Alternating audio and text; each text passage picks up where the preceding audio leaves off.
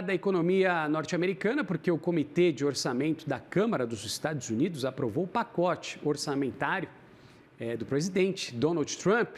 Justamente sobre esse assunto, a gente conversa agora com a head da Mesa International da Nomos, viu? Bruna Aleman. Tudo bem, Bruna? Ótima sexta-feira para você. Obrigado por estar conosco aqui no CNN Money.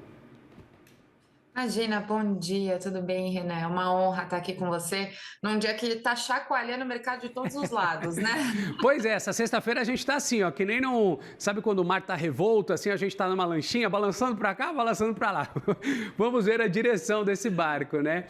Com a pergunta que eu tenho para você qual a potencial aprovação desse pacote orçamentário nos Estados Unidos? Há muito receio, né, para o aumento da dívida pública norte-americana. O quão ruim é o cenário fiscal por lá? Pode piorar ainda mais?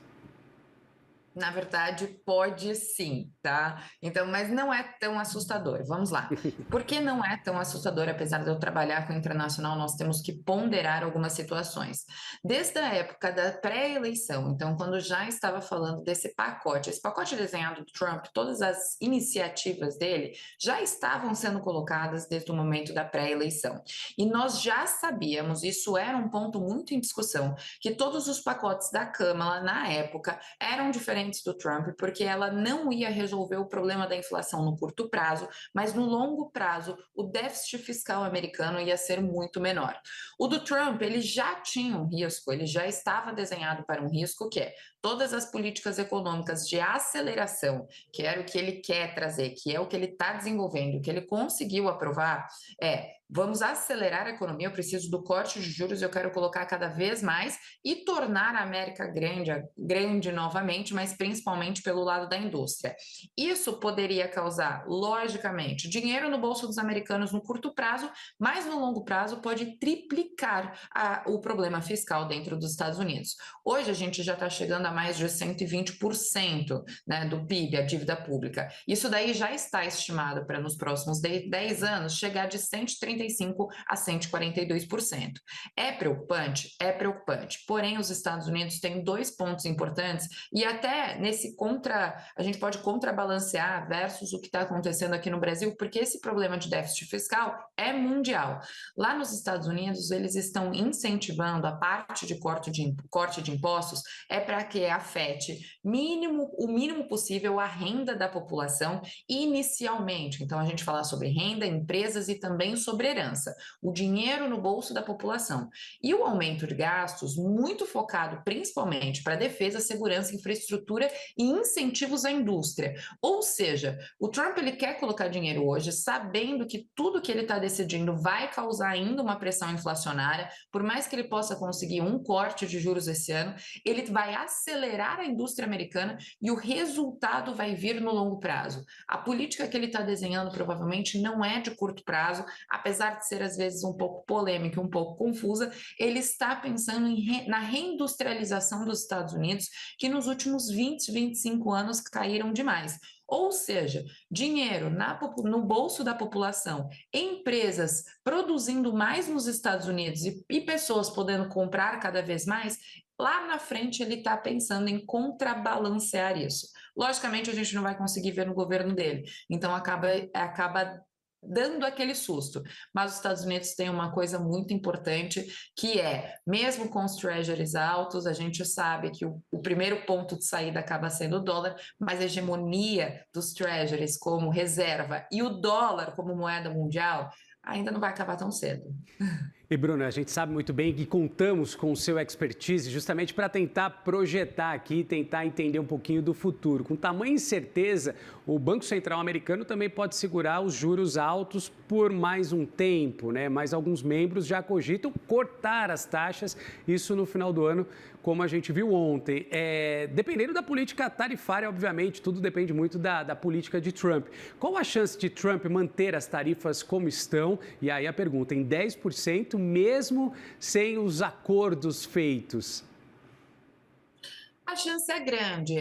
Ele está pressionando. A China precisa também desse acordo. Ela não tem como mais desinflacionar a moeda dela. Ela não tem como criar uma nova política econômica. Para ela está apertado também.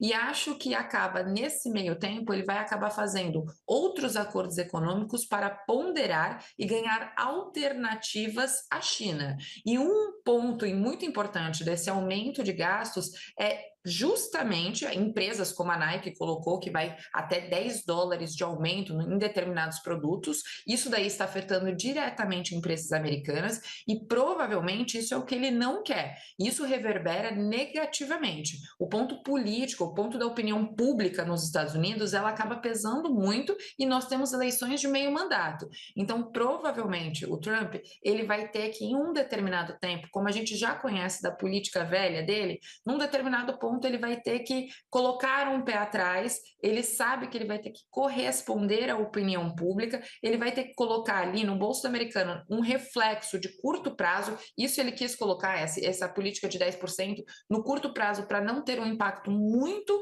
negativo no bolso do americano, para ele não perder espaço, mas sim, ela tende a se estender, ele tende a recuar, porque senão ele vai acabar perdendo cada vez mais força dentro do governo e também essa briga com o Banco Central não vai ajudar. Se o Banco Central ainda está ponderando um corte de juros esse ano, ele já deve considerar como uma vitória.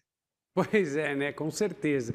E a gente teve também o rebaixamento das Moody's na nota, né, de crédito dos Estados Unidos, destacando essa piora do fiscal. Existe alguma chance de uma piora ainda maior dessa nota ou até mesmo o retorno para uma nota de crédito perfeito? Não, cada análise de crédito, eles levam alguns pontos em consideração. Essas primeiras que foram feitas, nós temos essa questão fiscal e claramente, dentro de uma matemática, dentro da economia, isso faz totalmente sentido, mas creio eu, e pelos dados dos Estados Unidos, historicamente, pela política econômica que ele está fazendo, que pode ser um processo momentâneo, não tende a rebaixar mais. Se rebaixar mais, os Estados Unidos pode perder muita credibilidade, pode ser negativo, mas acho que não tende a isso. Nós ainda temos uma janela para que esse rebaixamento seja feito novamente. E a política econômica que ele está desenhando não tende a ser isso. Já está estimado esse rebaixamento, tudo que acontece dentro do mercado acontece, nós precisamos entender que é uma antecipação. Então, esse rebaixamento já está antecipando, às vezes, até algumas consequências dessas políticas econômicas, inclusive dos tarifácios que ele está colocando, e a pressão inflacionária que tende a surgir, tende a apertar cada vez mais versus os dados também de economia e também de empregos que estão surgindo nos Estados Unidos, que estão até um pouco confusos. Então, acho muito difícil ter um novo rebaixamento, mas sim, a gente precisa ficar de olho. Eu acho que no longo prazo, os Estados Unidos ele tende a se colocar aí nesse rating de crédito AAA, chegando às outras economias mundiais. Bruna, poderíamos ficar aqui conversando essa manhã inteira até o mercado abrir, né? Essa foi a nossa conversa com Bruna Aleman, head da mesa internacional da Nomos. Agradeço demais esse olhar para a gente se aprofundar no noticiário internacional, sobretudo na economia norte-americana. Obrigado, uma boa sexta-feira para você.